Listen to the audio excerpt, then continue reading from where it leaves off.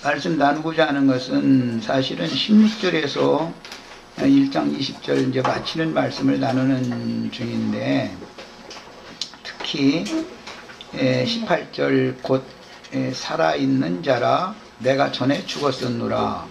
볼지어다 이제 세세토록 살아있어 사망과 음부 열쇠를 가졌노니, 이 말씀이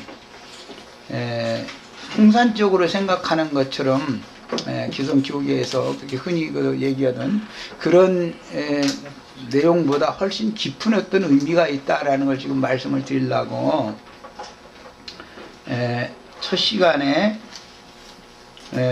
많은 사람들이 예나 지금이나 우리가 어떻게 다시 살며 어떠한 몸으로 다시 오느냐라는 것은 기성교계 사람들 뿐 아니라 진리를 그래도 어느 정도 안다는 사람들도 이게 너무 불확실하다. 그래서 오전 첫 시간에 계시록 1장에 계시되어져 있는 요한에게 이상과 계시로 보여주신 그 대제사장이신 주님, 이것은 율법 대제사장이 아니고 육신으로 계실 때도 예수님이 메시아 보혜사였어요. 중재자였죠. 그러나 지금은 또 다른 보혜사다. 그래서 성경 율법대로 자면은 아론 반차에 따르는 대제사장으로 오셨을 때는 예수님이 육신으로 오셨을 때죠, 유대인들에게. 그러나 지금은 영원한 성령으로 말미암아 멜기세덱 반차를 따르는 영원한 중재자로서 땅에 있는, 즉 아시아에 있는 7 교회들과 천상의 장작교회들 사이를 이렇게 사다리로 중재하는 역할을 하시는 분의 모습을 지금 계시한 것이다. 이것을 저 시간에 말씀을 드린 거고, 우리 형제 자매님들도 동일하게 대제사장인 그리스도를 수종드는 왕같은 제사장들이 다 되어야만 교회 시대를 마감하고 이 첫 장막을 벗은 다음에 하늘의 참장막에 들어갔을 때 그리스도로 더불어 제사장이 되어 1000년 동안 또는 세세토록 왕노릇하는 사람들이 될 수가 있는 거다. 그래서 그 천상세계에서 제사장 직분을 한다는 것은 사실은 이제 계시록 끝에 가면 하나님의 낙원에 있는 생명강수와 생명강가에 12가지 실과를 달마다 맺는 생명나무들이 되어져서 그 실과를 또는 그 나무의 이파리를 그 백성들에게 공급하는 사람이 되는 것을 의미하는 거예요. 그러니까 이것을 이뤄서 영생의 세계에서 생명으로 다스린다, 이렇게 말해요, 성경에서는. 그러니까 이제 이런 기본 그 틀과 윤곽을 밤에 잘 담아두시고 오후 말씀을 이제 더 나가는 겁니다. 요한일서 3장 2절 보면 이랬어요. 사랑하는 자들아, 우리가 지금은 하나님의 자녀라. 장래에 어떻게 될지는 아직 나타나지 아니하였으나, 그러니까 우리가 현재는 교회 생활을 하고 있는 동안에는 장래의 어떤 모습으로 아직 나타난 것은 아니다, 이 말이죠. 육신의 몸이 있은즉 영의 몸도 있다 그랬으니까 아직 영의 몸으로 나타나는 건 아니죠. 그래서는 말이에요, 아직 나타나지 아니하였으나 그가 나타나시면, 할 때 그가 나타나시면이라는 말은 내 속에 이미 와 계셔야 나와 함께, 우리가 주와 함께 영광 중에 나타나는 거예요. 그 나타나는 처소가 어디냐? 믿음의 증인들을 위해서 저희 주께서 하늘에 예비하신 한 성이다 그랬는데, 계시록에서는 거룩한 성 새 예루살렘이다 이래요. 이것을 데살로니가서에서는 구름 같은 증인들이 그곳에, 믿음의 증인들이 그곳에 들어가 있으니까 공중 구름이다 이렇게 표현을 해가지고 그 공중 구름 속으로 너희를 끌어올릴 것이다, 이제 이렇게 놓으니까, 이런 성경의 진리에 대한 지식의 결여 또는 이해 부족, 이런 것 때문에 성경을 크게 오해하다 보니까 창공에 떠돌아다니는 어떤 물질적인 어떤 구름 속으로 믿는 신자들을 이렇게 소위 말하는 휴거시킨다 해서 끌어올려가고, 그때 세상 나라에는 불바다가 되고 이제 이런 관념을 갖게 됐다는 거예요. 그러나 이제 이런 것은 전혀 성경이 말하는 의도와는 다른 것이다라는 걸 오늘 특별히 더 강조해서 증거를 하고자 하는 거예요. 자, 그래 주님은 이 생의 이 일을 마치고 주 안에 들어가서 쉬는 온전케 되신 의인의 영들과 함께 하나님의 영광만 충만한 신의 도성인 거룩한 성 새 예루살렘의 보좌에 좌정에 계신 분인데, 계시록 4장 시작에 보면 천상의 교회, 장자들의 교회의 보좌에 주님이 계시죠. 그리고 24장로들과 그 다음에 네 생물들이 주님을 찬양하는 모습이 나와요. 그것은 천상세계의 하늘 보좌잖아요. 그러니까 땅의 7교회들은 계시록 2장 3장에 나오는 7교회인 것이고, 자, 땅의 7교회들에서 궁극적으로 빼내심을 받은 자들은 계시록 4장의 천상세계에 들림 받는다 그 말이죠.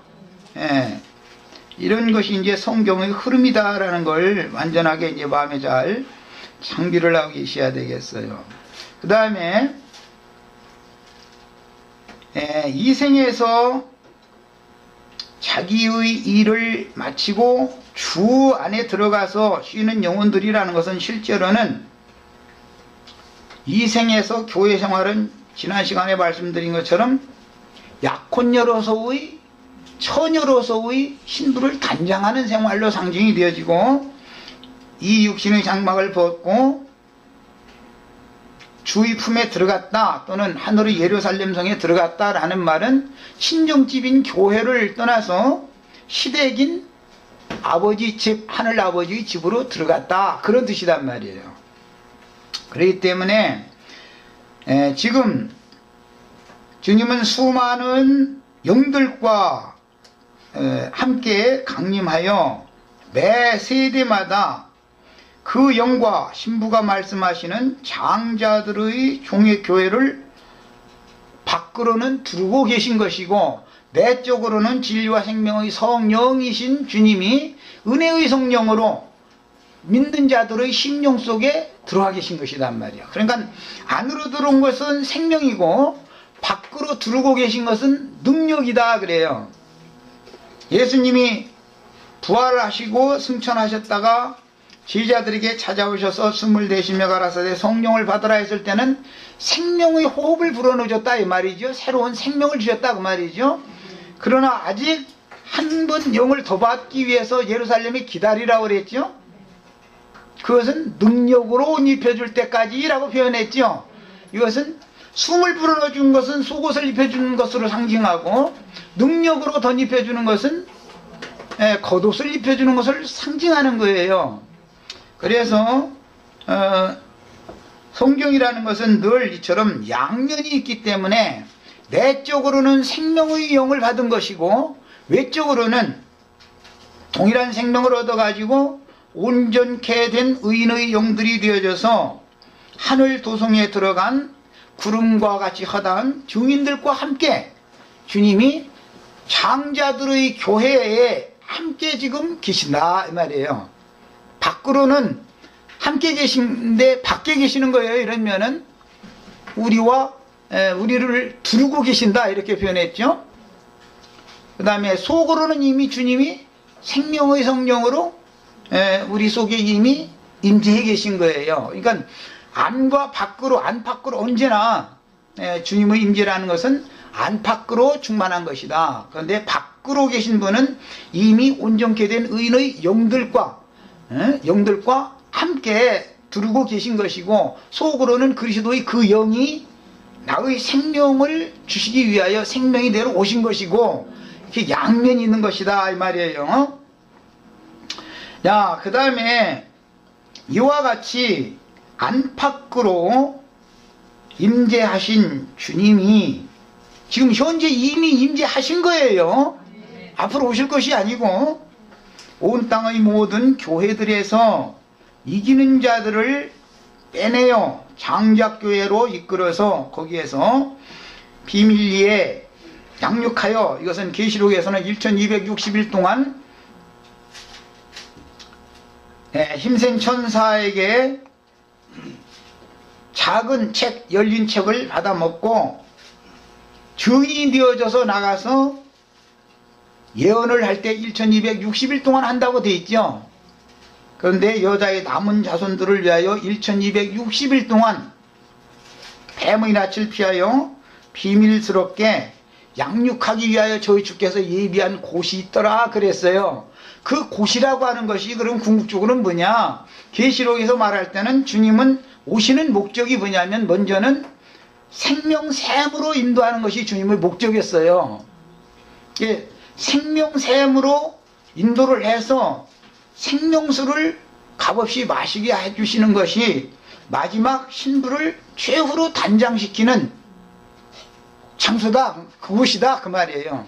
그러니까 아시아에 있는 7 교회 중에 머물러서 인생을 마칠 것이 아니라 촛대를 옮긴다고 그랬으니까 촛대가 옮겨지면 촛대를 따라가야 된다 이 말이에요. 주님이 그래서 어디로 인도하시든지 따라가는 자들이 시온산에선 14만 4천이라고 그랬죠. 자, 이런 이제 성경 자체의 해석을 오해 없이 이렇게 짝을 잘 맞춰서 이해할 수 있기를 바랍니다. 그 다음에 궁극적으로는 하늘의 장자교회에, 하늘의 예루살렘에 이른 자들로 하여금 그 장자교회를 통해서 최종 추수를 하시는 것이다 라는 말이에요. 그 다음에 이것이 장자들의 총회에 들어갈 자들이에요. 많은 차자들은 수가 많지만 장자권자들이라는 건 상속권자들이라는 뜻이기 때문에 그건 수가 많은 게 아니죠. 매 세대마다. 그 다음에 자기 세대의 구원을 이룬 후에 추수된 영혼들은 공중 구름 속으로 이끌림을 받는다고 표현하였는데, 사실은 이 장막을 벗기신 후에 온전케 된 의인의 영들을 앞서가신 믿음의 증인들이 들어가신 거룩한 성 예루살렘으로 데려가신다라는 뜻이니, 이기는 자들의 신앙생활은 이 생에나 저 생에서나 육신의 장막을 입고 장자들의 총회에 이른 자들의 생활이나 육신을 벗고 장자들의 총회에 이미 들어가서 자기 일을 마친 자들이나 사실은 같은 것이단 말이야. 다만 육신의 장막을 입고 있느냐 육신의 장막을 벗었느냐의 차이만 있을 뿐이다 이 말이에요. 자, 이것은 영이 거듭났을 뿐 아니라 혼이 온전한 구원을 이룬 성도들에게 해당하는 말을 지금 한 거예요. 이기는 자들에게. 아시아 7 교회들에서 촛대를 옮기신 주님의 임재는 장자들의 교회 모임에 함께 하시되 각 지체들의 내면에는 그 영으로 임재하시며, 교회의 모임 중에는 이 생에서 온전한 구원을 이룬 후에 육신의 몸을 벗고 신령체로 영광 중에 주와 함께 거룩한 성 안으로 나타난 의인의 영들과 함께 임재하여 그 영과 신부의 말씀으로 목양하여 이기는 자들을 신의 도성으로 취하여 가는 것인데, 이것을 일러서 주님의 도적같이 오시는 재림이다 그런단 말이에요. 그러면 주님이 재림은 도적같이만 오시는 게 아니라 이제 공개적으로 오시는 면이 있죠.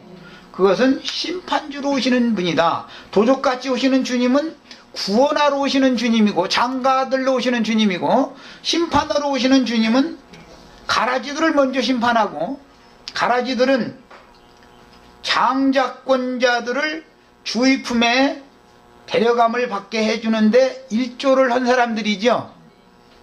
그 사람들을 심판하실 때에는 바다에서 올라온 짐승의 10뿔들이다 그랬는데, 크고 붉은 용의 10뿔이다 그랬는데, 세상 정치 권세에게 종교 지도자들을 맡겨가지고 그 종교 지도자들과 한 몸을 이루고 있는 많은 물이 앉은 큰 음료를 벌거벗기고 불로 사르고 살을 아주 뜯어먹게 한다 그랬어요.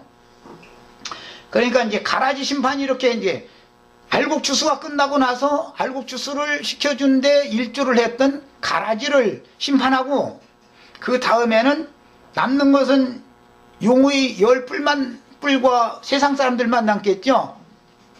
예. 그들은 이제 저 뒷면에 가면 19장 이후에 가면 세력 다툼을 연합군을 형성하고 동맹군을 형성해서 양측에 이제 스스로 불의 형벌을 자초함으로 양측에 이제 큰 피해를 보고, 최후로 그것이 이제 세상 심판이다 하는 거예요. 나서 그 다음에 한 시대가 완전하게 종결되어지고, 살아남은 자들을 통해서 땅의 왕국을 다시 세우려면 이미 주의 품에 데려감을 받은 이기는 자들인 거룩한 성 새 예루살렘이 주와 함께 오는 세상에 내려와야 되겠죠. 자, 이제 이 계시록의 구조는 이런 방식으로 돼 있어요. 그런데 우리 형제자매님들은 그러니까 그 짐승의 때가 당하기 전에 주의 품에 다 데려감을 받는 것을 추구 사모하셔야 되겠고, 그 다음에 주와 함께 오는 세상에 다시 오시는 것을 사모하셔야 되겠어요. 다시 와가지고 그 다음에는 보좌들에, 주님의 보좌가 있고 보좌들이 있죠. 함께 앉아서 오른편 양과 왼편 염소를 분별을 한다 그랬는데, 왼편 염소들이라는 것은 오는 천년왕국의 땅의 왕국을 상속받을 수 없는 세상 사람들이었으니까 그들은 다 심판에 들어가는 사람들이다 그 말이에요. 그런데 오늘 우리가 읽은 말씀 중에 아주 이제 어려운 말이다. 이제 세세토록 살아있어 사망과 음부의 열쇠를 가졌다 그랬는데, 사망은 죽음의 세력을 말하는 거예요. 음부라는 것은 죽은 사람들이 사후세계를 말하는 거예요. 이것은 음부의 문도 열고 죽이는 권세도 가지고,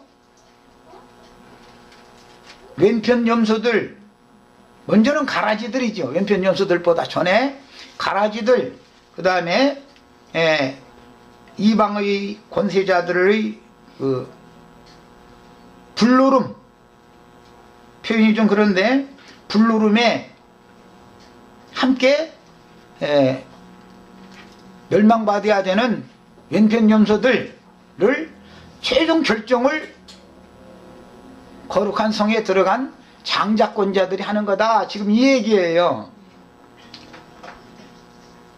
그러니까 사망과 음부의 열쇠라고 하는 것은 음부의 문도 열고 죽일 권세도 가지고, 음부의 문세도 열고 그쪽으로 던질 자들을 던져놓을 수 있는 권세도, 천국문만의 열쇠만을 갖고 있는 게 아니라 이런 열쇠도 이기는 자들에게 주는 얘기를 하는 것이다 그 말이에요. 이것은 예수님이 가진 것은 그 지혜자들에게 동일하게 주는 거기 때문에, 이제 이것은 뒤에 가서 더 소상하게 말씀을 더 이제 찾아 읽을 겁니다. 그 다음에 아시아 7 교회들에서 촛대를 옮기신 주님의 임재는 장자들의 교회 모임에 함께 하시되, 각 지체들의 내면에는 그 영으로 임재하시며, 교회 모임 중에는 구름과 같이 허다한 믿음의 증인들이 두르고 계신다라고 성경에서는 표현을 했어요. 그러니까 안안밖으로 함께 계신 거예요, 주님의 임재라는 거는. 자, 그 다음에 주님의 보좌는 중보자인 대제사장의 중재를 통해서 반드시 현세에 임하는 천국인 교회와 천상교회, 이것은 이제 내세지요, 이생 너머에니까 천상교회라는 거는 천상교회에 연결되어 있지만, 마귀가 사탄의 사자들을 통해서 교회들을 은밀하게 탈취하여 자기의 보좌를, 마귀의 보좌가 버가모 교회 위에 세워져 있죠. 계시록 2장 13절에는 마귀가 버가모 교회 위에 보좌를 정해두고 있잖아요. 교회 위에는 주님의 보좌가 있어야 되는데 마귀가 자기의 보좌를 이렇게 세운 후에는 사탄의 회라고 하는 자칭 유대인이라 그러는 무리들인데, 이런 사람들이 세상에서 주님의 교회인 것처럼 행세를 하면서 사실은 가라지 무리가 대부분이고 주님의 백성은 소수가 섞여 있는 이제 이런 상태를 말하는 거예요. 이것은 아시아에 있는 7 교회의 상태지요. 행세를 하면서 어리석은 신자들에게 여러 가지의 누룩들을 섞어서 세뇌시켜서 이방의 잡신들을 숭배하게 하고 진리의 신앙을 따르는 참제자들은 이단자로 낙인 찍어서 박해하니, 이런 사실은 실로 비밀스러운 것입니다. 이것은 육신의 눈으로 이게 볼 수 있는 문제가 아니죠. 이것은 계시에 속한 문제예요. 구약 성경에서 가장 어둡고 암울했던 시기에 사역하셨던 엘리야와 엘리사에 대한 기록은 먼 훗날 예수님과 사도들의 시대에 실현되었고, 동일한 상황이 이어지고 있으니 오늘날 우리들에게 많은 영감을 부어주시며 능력으로 옷 입혀주고 계신데, 우리는 지혜와 계시의 영을 받아서 주님이 그 종들을 통해서 흘러내 주시는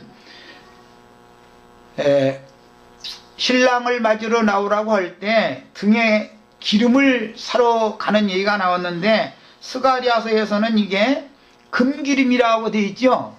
금기름. 문자대로 참 금으로 되어 있는 기름이 어디 있겠어요?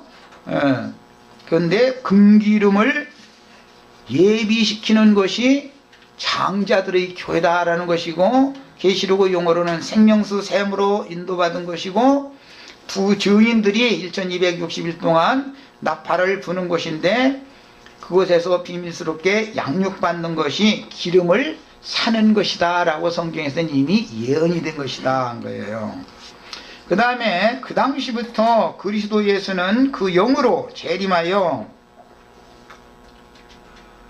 현세에 임하는 주님의 나라인 7 교회의 사자들을 붙들고 그들의 사역지인 7 교회들 중에 함께 계시는 중이며, 이기는 자들을 빼내어 그 영과 신부가 초대하는 것으로 인도하여 뱀의 낯을 피하여 비밀스럽게 신부로 단장시켜서 신령체인 빛나고 고운 세마포 겉옷을 혼인예복으로 덧입혀 주신 후에 몸의 구속을 통해서 신부로 취하여 가시는 것이, 성도들이 육의 장막을 벗고 이 생을 떠나 내세의 천국인 하늘도성으로 시집가는 것으로 성경에서는 상징을 해놨어요. 이미 구속받고 성령으로 영이 거듭난 성도들의 영에 그 나라의 왕께서 그 나라를 가지고 재림하셔서 임재하여 성도들이 진리와 생명의 말씀을 듣고 소화하여 영으로 깨달아진 바를 마음에 믿어질 때마다 참 하늘인 예수님의 영 안에서 참 땅인 예수님의 마음으로 이 생에 살아계실 때 예수님의 혼까지도 하늘 영광에 참여한 것처럼 그분의 영과 마음에 믿는 이들의 영과 마음이 연합됨으로 그런 방식으로 사람에게 강림하여 각 사람의 속 부분들이 빌립보서 1장 20절에는 존귀하게 된다 그랬는데, 이거 이제 그 영어 번역에는 아주 좋은 단어가 사용됐어요. magnified라고 하는, 이것은 확장된다. 무리의 심령에, 거듭난 심령의 주님이 그 영으로 임재하셔서 우리의 혼에 그분의 생명력을 계속해서 공급함으로 영이 밝아진 그 밝음이 어둠에 잡힌 마음까지도 다 영광 빛으로만 충만케 되어지는 것이 그분의 나라가 확장되는 것이라고 성경에서는 상징을 해놨다. 주님의 그렇게 함으로 영만이, 거듭난 영만이 주님의 영광에 참여하는 것이 아니라 구원을 이룬 각 사람의 혼까지도 하늘 영광에 참여하게 하는 것이 영광의 도성인 거룩한 성에 들어가는 것으로서 상징을 한 거예요. 자, 개인적으로 거듭난 영에 공급되는 그리스도의 생명으로 말미암아 혼의 구원을 이루는 것이 혼인 예복을 갖추어 있는 것이요 신령한 몸을 덧입는 것이니 이 육의 장막을 벗는 날에는 마지막으로 영에서 혼으로 확장, 그것이 강림이라고도 표현하죠. 영에 계신 분이 계속해서 강림한다는 것은 하늘에 계신 분이 땅으로 임하신다라는 표현인데, 나의 영에 이미 들어오셔서 보좌를 정하신 그분이 나의 마음을 계속해서 생명의 빛으로 자꾸 정복해 가신다, 그런 뜻이단 말이에요. 이처럼 하나님의 영광을 확장되어서 각 사람을 신령체로 제으로는 변형시켜 거룩한 성에 데려가시는 것이 몸의 구속이요 신랑의 재림이며, 이것은 도적같이 오시는 주님 방면을 지금 말하는 거예요. 단체적으로 거룩한 성이 오는 새 세상으로 내려와서 성도들의 모임에 임재하여 두르는 것 또한 천년왕국의 통치를 말하는 것이다.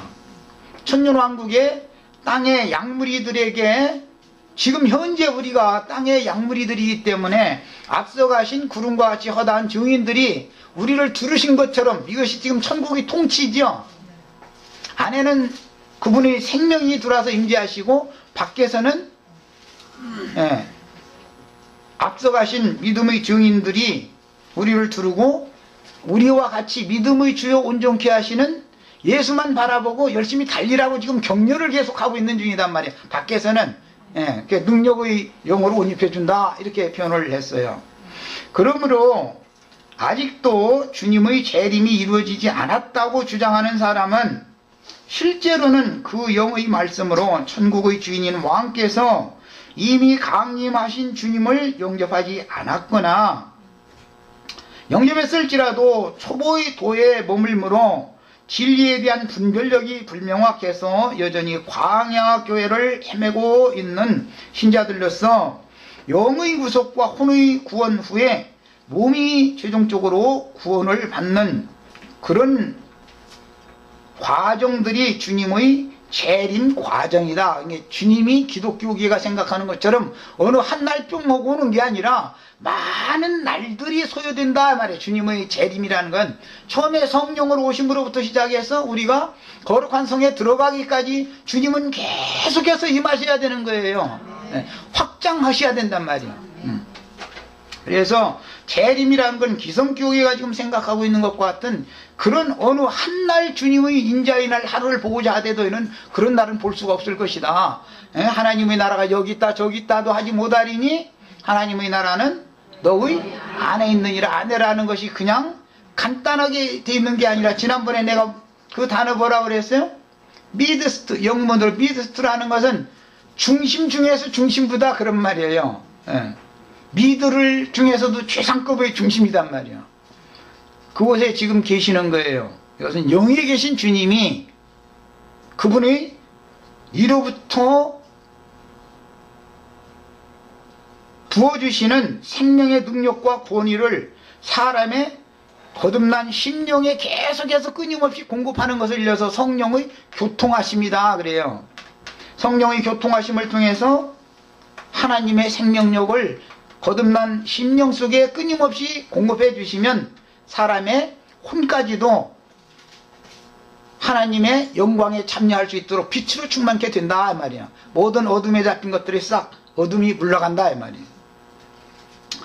자, 그러므로 아직도 주님의 재림이 이루어지지 않았다고 주장하는 사람은 실제로는 그 영의 말씀으로 천국의 주인 왕께서 이미 강림하신 주님을 영접하지 않았거나 초보의 도에 머물러 있으므로 광야를 헤매는 신자들로서 아직 온전케 되지 못한 사람들이 하는 말이다.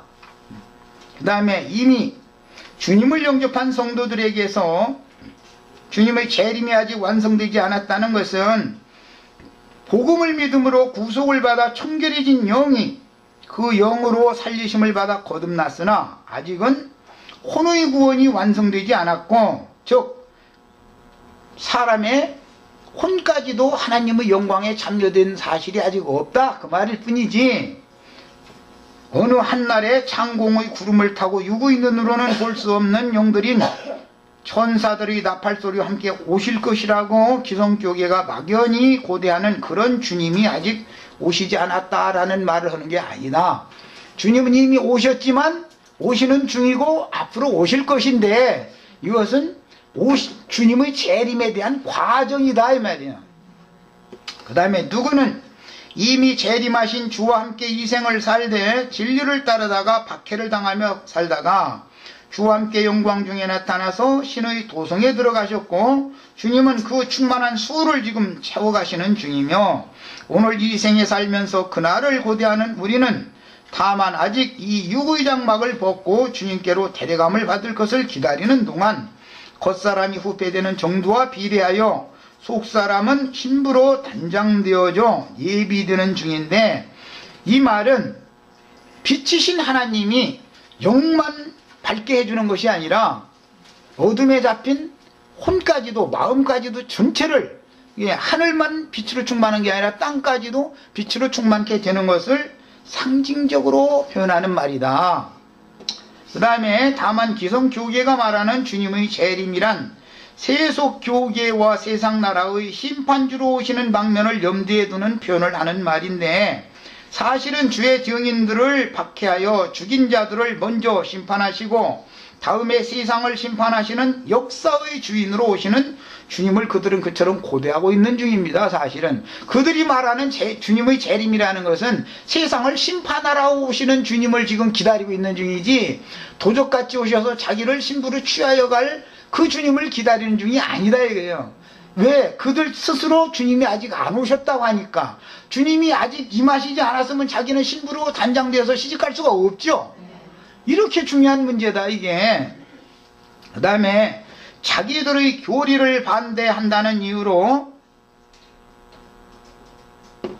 주의 증인들을 박해하고 죽이되 짐승의 우상에게 절하며 짐승의 이름이나 그 이름의 표시를 이마에나 오른손에 받으라고 강요해도 진리를 따라 짐승들의 미혹을 거부할 때는 그 수가 몇이든지 다 죽인다고 하셨는데, 이런 역사적인 사건은 곡식을 최후로 추수하는 짐승의 때에 일어날 역사적인 사건이며,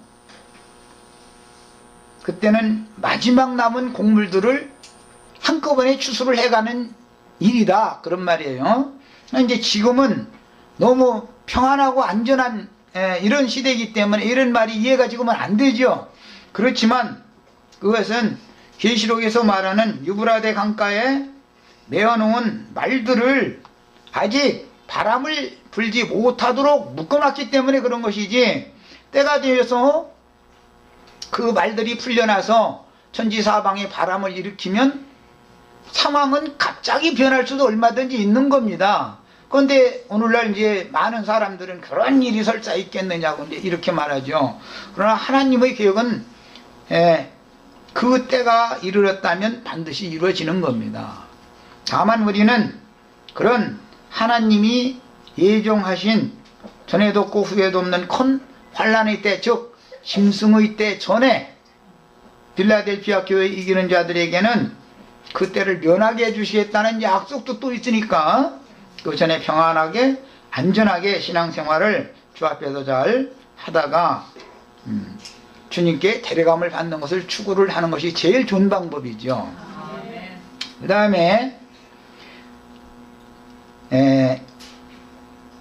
아무리 짐승의 이름이나 그 표시를 받으라고 해도 거부할 때는 수가 몇이든지 다 죽이게 한다고 하셨는데, 이런 역사적인 사건은 곡식을 최후로 추수하는 짐승 때에 일어날 역사적인 사건이며, 짐승들에게 죽임을 당하는 이기는 자들의 추수가 마무리되면 흔히 말하는 이방인의 때 교회 시대라고 하는 것이 종결되는 것을 의미하는 거예요.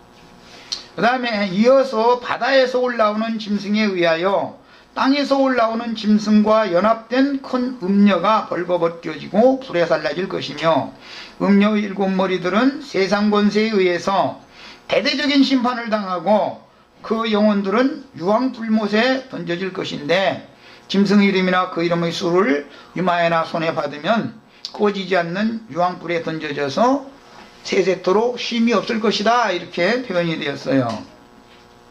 이것을 둘째 사망에 던져진다 그래요. 이 둘째 사망에 던지는 권세가 사망과 음부의 열쇠를 가진 사람의 권세다 말이에요.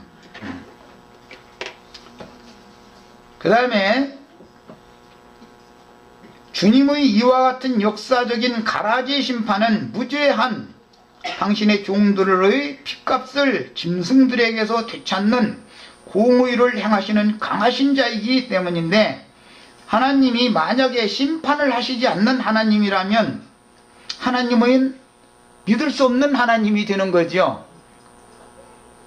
그분은 사랑하신다 사람들이 오해하고 있는데, 그리스도의 사랑은 진리의 사랑이고 하나님의 공의를 실현하기 위한 사랑을 하는 것을 말하는 것이지, 인간적으로 서로 이렇게 인간적인 사랑을 하는 것을 말하는 게 아니에요. 그리스도의 사랑이라는 것, 성령의 사랑이라는 것은 진리의 사랑을 말하는 거예요. 그 다음에 바다의 짐승들 곧 크고 붉은 용의 열불들은 가라지 심판이 끝난 후에 자기들의 정치 권력을 이용하여 세력 확장을 도모하게 되므로 연합전선과 동맹전선을 결성하여 큰 전쟁을 일으켜서 양측이 엄청난 피해를 입고 스스로 자멸하는데, 이것이 세상의 심판주로 인하는 방면으로서 계시록에서는 바다에 하나님께서 불대접을 쏟아부었더니 바다의 모든 생물들이 죽더라, 이렇게 표현을 했어요. 바다 생물들이라고 표현을 한 것은 이방 세계를 말하는 거예요.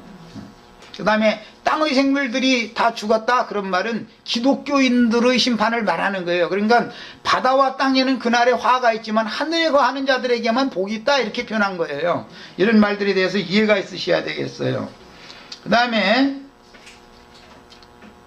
주님의 재림이라는 것이 기성교계가 가르치는 것과 같이 어느 한날 인자 예수가 그들이 바라는 모습으로 창공의 구름을 타고 지상으로 내려오셔서 자신들이 영화를 누리던 지구상의 물질들이 다 불타고, 그 다음에 자신들은 육신의 몸이 죽지 않고 창공으로 휴거되는 것이 아니니 기성교계의 가르침들은 모두 귀신들이 허황된 속임수에 지나지 않는 말들인 것입니다. 그 영이 보내신 7교회의 사자들을 통해서 7교회들에게 말씀하시는 것은 주님이 보내신 천사들의 나팔소리로 복음을 믿은 성도들의 영과 마음에 진리의 깨달음을 통해서 계시될 믿음으로 오시는 중이다 라는 뜻이며, 믿음이 더해지는 것이 믿음이신 주님이 오시는 것이죠. 믿음의 주여 또 온전케 하시는 예수가 지금 우리 속에 자꾸 강림하신다라는 것은 믿음이 더하여진다라는 뜻이죠. 그런 뜻이에요. 그래서 히브리서 11장에서 12장으로 넘어갈 때는 믿음의 주여 또 온전케 하시는 예수를 바라보자 라고, 우리를 둘러싼 허다한 구름과 같은 증인들의 격려가 있다. 그러므로 우리는 믿음의 주여 또 온전케 하시는 예수만 바라보자 라고 이렇게 성경이 흘러가고 있는 거예요. 그 다음에 그런데 재림의 완성은 각 성도들이 온전한 구원을 이룬 후에 몸의 구속을 통해서 이생의 친정집인 교회를 떠나 신부로서 내세의 새집이며 시대긴 거룩한 성 새 예루살렘으로 시집을 간다라는 뜻입니다. 그런데 약혼 여인 처녀가 귀신들의 오기요 더럽고 가증한 새들이 보이는 마귀의 처소에서 자신을 더럽히며 지옥의 왕인 마귀 사자들에게 붙잡혀서 종살이를 하면서도 자신의 영혼이 더럽고 가증한 영들에게 어떻게 더럽힘을 당하고 있는지도 모르고 자기 것을 다 바쳐서 평생 섬기는 사단의 사자들인 땅의 왕족들 곧 음녀의 7머리들인 땅의 짐승들과 간음을 행하고 있다는 엄연한 사실조차도 모른다면 그 결과는 어떻게 될 것은 너무 불을 보듯 환한 일인 것이죠. 우리는 이처럼 중요한 진리를 큰 나팔로 온 세상에 선포해서 주님의 백성들이라면 당연히 그 영과 신부가 오라 하시는 곳으로 불러내어 귀신들의 가르침을 버리고 진리의 하나님께로 돌아와서 그 영과 신부의 말씀으로 양육을 받아 진리의 지식을 새롭게 예비해야만 혼인진문에서 금갈대로 청량하시는 그리스도의 심판대를 넉넉히 통과할 수 있다는 사실을 가르쳐서 눈을 뜨고 빛 가운데로 나오게 해줘야 합니다. 믿는 성도들이라도 혼인집 문에 이르렀을 때 혼인집 문에 자신이 들어가지를 통과하지를 못하고 자기는 문 밖에 있는데 혼인집 문이 닫혀버리면 자기는 혼인집 밖에 버림을 당했다는 뜻이 되겠죠. 이것은 세상 사람들을 말하는 것이 아니다 이거예요. 10 처녀 중에 5을 말하는 거예요. 그래서 거룩한 성 새 예루살렘에는 금갈대 측량을 한다 그랬는데 앞에 고린도 후서에서는 그리스도의 심판대다 이렇게 표현을 했어요.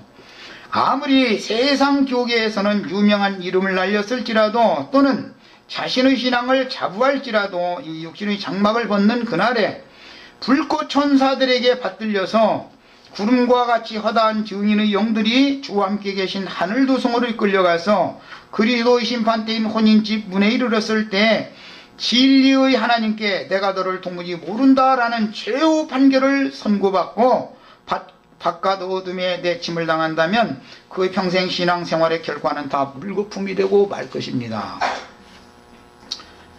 사도 요한이 본 예수 그리스도의 모습은 영원한 성령으로 말미암는 멜기세덱의 반차를 따라 하나님의 대제사장이 되신 중보자고 주의 이름으로 보내신 또 다른 보혜사의 모습이었는데, 대제사장의 복장은 출애굽기 28장에 상세히 설명되어졌고 대제사장의 옷을 입으면 영화롭게 된다 이렇게 되어 있죠.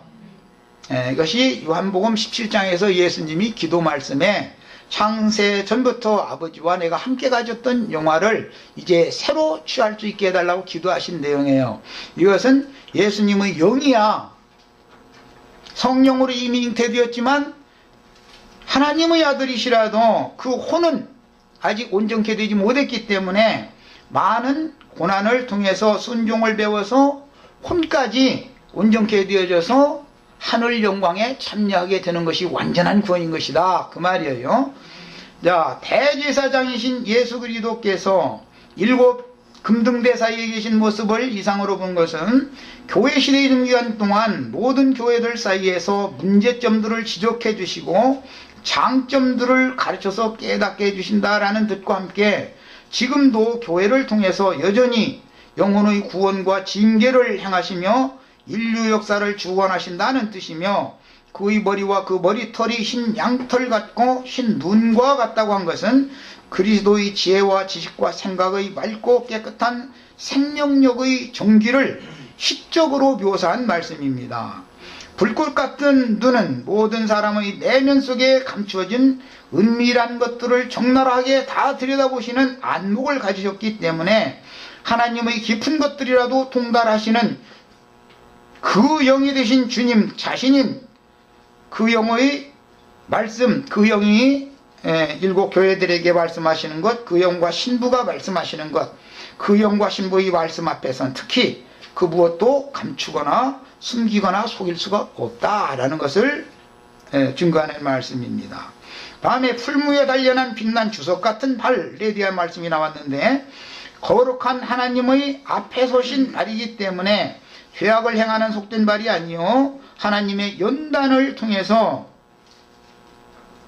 풀무에 단련한 빛난 주석이라는 말은 하나님의 연단을 통해서 이 땅에 사는 동안은 하나님의 연단을 통해서 깨달은 복음 진리를 온 세상에 전파하기 위하여 그분의 증인들을 입고 대언의 영으로 하늘 군대의 선봉장으로서 세상을 정복하고 밟는 거룩한 발이다 라는 뜻입니다. 그러니까 우리들도 동일하게 땅과 바다를 밟는 발을 다 가지셔야만 주님의 영광에 동참할 수 있는 것이죠. 그 다음에 그리스도의 음성이 많은 물소리와 같더라 라고 한 뜻은 수많은 천사들이 움직임을 나타내는 소리를 표현하시는 말씀으로서 에스겔서에서는 네 생물로 보인 그룹들이 운행할 때 날갯짓을 하는 소리라고 기록하였으니 그룹들의 날갯소리는 많은 물소리와도 같고 전능자의 음성과도 같고 군대가 떠드는 소리와도 같더라 라고 기록되었습니다. 에스겔 1장 24절에 생물들이 행할 때 내가 그 날개 소리를 들은 적 많은 물소리와도 같으며 전능자의 음성과도 같으며, 이것은 하나님의 나팔과 천사장의 호령이라고 데살로니가 가서는 이렇게 표현했어요. 그 다음에 떠드는 소리 곧 군대의 소리와도 같더니 그 생물이 설 때는 그 날개를 들이우더라, 이렇게 표현이 됐어요. 이처럼 그룹들의 날개 소리는 수많은 천사들의 수종을 받는 주님의 종들이 보내심을 받은 그곳에서 그리스도의 복음을 전파하는 소리로 나타나는데, 주의 종들이 전파하는 천국 복음의 나팔은 들을 귀가 있는 자들의 영으로 깨닫는 빛의 소리이며, 어두운 마음에 진치고 있던 군대 귀신들을 물리치는 수많은 하늘 천사들과 이기고 영광의 도성에 들어간 증인들의 하늘 군대와 악마의 군대 귀신들이 전쟁하는 소리를 많은 물소리와도 같다, 이렇게 계시록에서는 표현을 한 거예요. 이것은 하나님 나팔과 천사장의 호령이라고 그랬습니다. 자, 시간이 지나서 여기까지 하고 다음 시간에 이어지는 말씀을 더 나누도록 하겠습니다.